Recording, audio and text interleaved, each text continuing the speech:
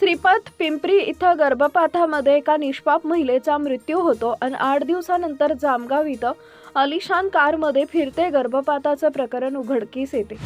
त्या घटनेनंतर मात्र एक सवाल उभा राहतो, आरोग्य विभागानं तालुकाभर अवैध गर्भपात केंद्रावर छापे टाकले का?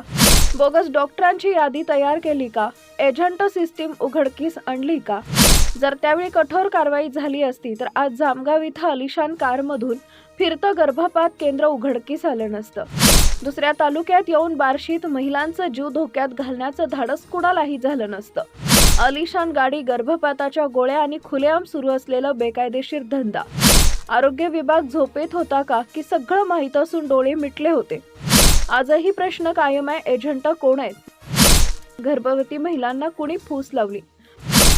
कोणाच्या माध्यमातून बोगस डॉक्टरांपर्यंत त्या पोहोचल्या?